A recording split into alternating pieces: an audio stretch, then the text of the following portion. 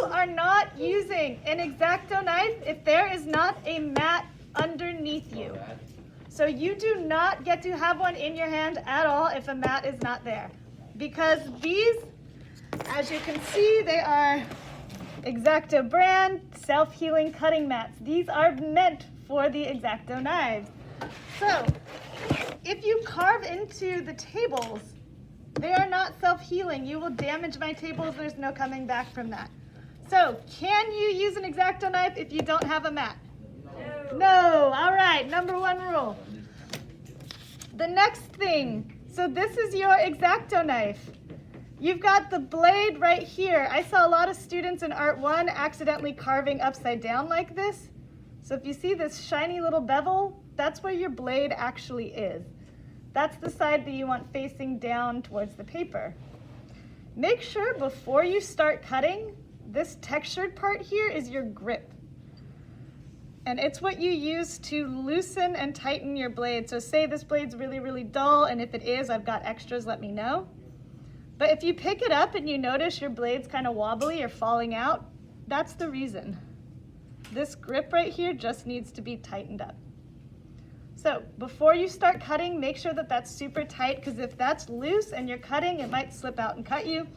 You don't want that. Again, this is a super sharp little tool, and I know I've cut myself using it. I don't know if you have, Mrs. Rocklitzer. They are really easy to accidentally slice your fingers, and if you think paper cuts hurt, oh, holy cannoli. These things make a mess. So be super careful. The reason that we want to use Exacto knives, say that you want to create a flower design like this. I could, in theory, come in with scissors and cut all of those, and that would work. But scissors are not as fine of a point, and they're not nearly as bendy as an Exacto. So it's a lot easier to use an Exacto knife for these curved shapes or shapes that are a little bit hard to get to, like if I had a smiley face in here. It would be easier for me to cut that out with an Exacto than using scissors. So with an Exacto, again, you always want to make sure that your hands are away from the direction of the blade. You want to have this blade part actually pointing down, and then you can drag it towards you. If you're chipping away at it, it's not an ice pick. You're going to make a big fuzzy mess of your lines, but you can see these are nice and smooth. So you're welcome to turn your paper. Just make sure that any extra fingers are out of the line of the Exacto knife, and then you can just follow the line. Look how nice and clean and neat that is. Isn't that so satisfying, right? So with the scissors, you get those little choppy edges like what I've drawn here. We don't really want that in our final composition. You know, one other tip, Miss Maple, that you want, see how she's like at a 45-degree angle from the mat? A lot of times I would see students pointing the pointer straight down, like at a 90-degree angle, and that tends to break the tip off of the Exacto, and then you really lose the sharpness and the precision of it. So you're going at a 45, not a 90. Okay? Yes. So I'm not going completely flat on it. Yes. I'm not digging the point in. It's just like kind of using a pencil where you've got that angled edge.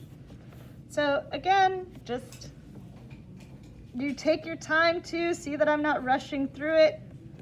Trust me, when you take enough of these to the fingers and palms, you really want to slow down. So one other thing that Miss Maple mentioned too is that if it's being really difficult for you, if you're having to work really hard at it, it probably means that the blade has gone dull. A dull blade is way more dangerous than a sharp blade. We would way rather you have a sharp blade than a dull blade. So if you're working hard, just stop and ask for a new blade, and we will happily give you one, okay? And same thing too, dull is the opposite of sharp. So this is nice and sharp, it cuts really easy. If it's dull, it takes more pressure to cut, and it's more likely to get stuck in the mat. Yeah. So another thing too is if you're going through and you're cutting, this does have a lot of flex to it, but if you find that it's not making the turn the way you want to, please lift it up. Don't force it, because that's when things can slip and you can get cut too. So notice how when I'm cutting, I'm not doing it one whole piece at a time, that I'm picking up, rotating, moving it as I need to. If I feel that it's not really wanting to do that bend for me, I can always just pick up where I left off and move it around. Yeah, don't tweak your body into a weird position to cut. Just move the paper so that your body stays in a good ergonomic position when you're cutting and you feel comfortable. Does that make sense? So, okay. Again, the whole thing about Exacto knives is they are super great for nice curved angles. Whereas when we use scissors, we get these very like chipped off lines. And then also they're really great for, you know, if for example you've got shapes within shapes, which I know like Roxy you have and quite a few people have. Say I just had a really happy face within my flower.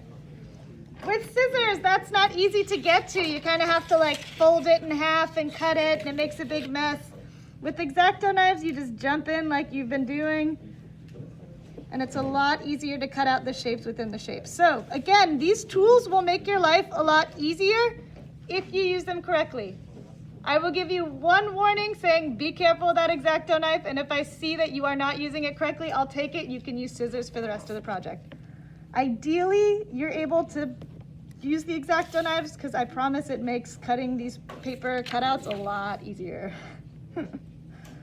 So that's what we're working towards today. If you've got your sketch submitted and the photo done, awesome.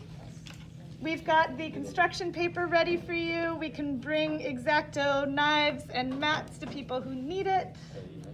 Anything else I'm missing? I think that's it. Alrighty, so we're gonna get going. If you guys have questions, of course, we'll be floating around.